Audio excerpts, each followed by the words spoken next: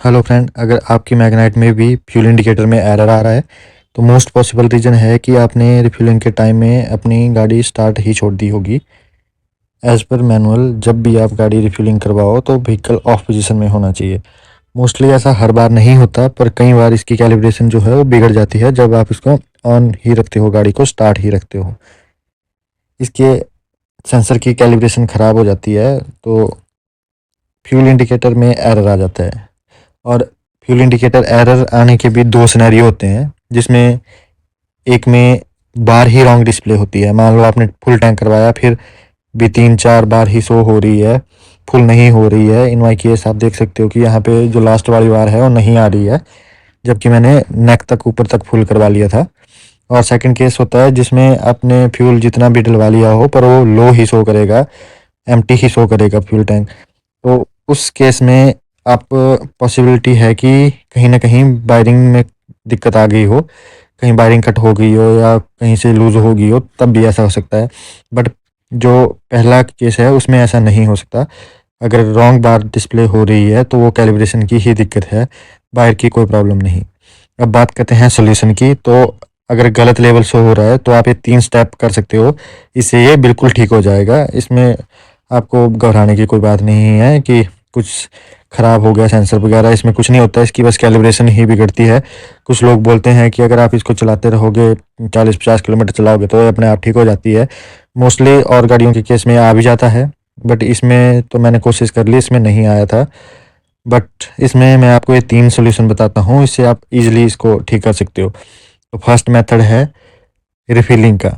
आप गाड़ी को प्रॉपर ऑफ करके इवन की को भी बाहर निकाल लेना, तब इसको एक बार फिर से रिफ्यूल करवाओ। पहले चला लो 10-15 किलोमीटर, फिर जब 2 लीटर तेल कम हो जाएगा इसमें तो फिर से इसमें रिफिलिंग करवाओ, बिल्कुल ऑफ पोजीशन में व्हीकल।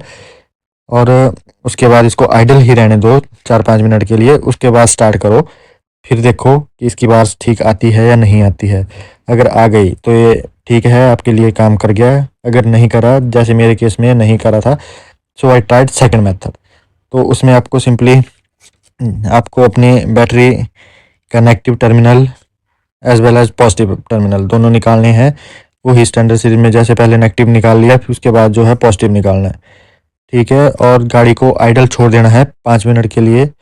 आप स्टार्ट करने की कोशिश भी कर सकते हो, जैसे मान लो की लगा के एक बार घुमा ली, या फिर लाइट ऑन करके ऑफ कर दिया, कुछ भी कर दिया, ताकि जो कैपेसिटर वगैरह होते हैं वो भी डिस्चार्ज हो जाए प्रॉपरली। वैसे इससे इतना फ़र्क नहीं पड़ता, पर करके देख लेना एक बार। और फिर 5 मिनट बाद या 10 मिनट बाद, जितना आपके पास टाइम है, अगर फ्री हो तो 10 मिनट छोड़ दिया, उसके बाद आपने टर्मिनल्स को फिर से लगाना है। उसी सिरे में पहले आपको नेगेटिव लगाना है, सॉरी पहले पॉजिटिव लगाना है, फिर उसके बाद नेगेटिव लगाना है।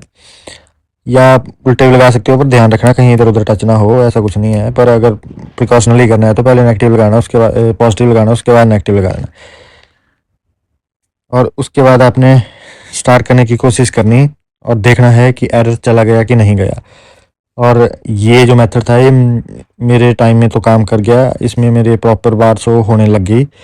बट अगर इन केस आपके ये मेथड भी काम नहीं करता है, आपकी बार ठीक नहीं होती है, इंडिकेटर रॉन्ग ही शो कर रहा है, तब उस केस में आपको थर्ड स्टेप, मान लो सर्विस सेंटर ही जाना पड़ेगा।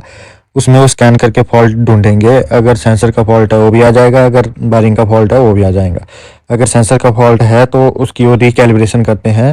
वो नॉर्मल सी बात है, किसी भी सर्विस सेंटर में हो जाता है, बट निशान में उनके प्रॉपर होगा तो वहाँ चले जाना, वो कर देंगे। तो यही है इसके 3 सॉल्यूशन जो आप करके इसको ठीक कर सकते हो। मैग्नाइट की और वीडियो देखने के लिए चैनल को सब्सक्राइब करें। Thanks for watching guys.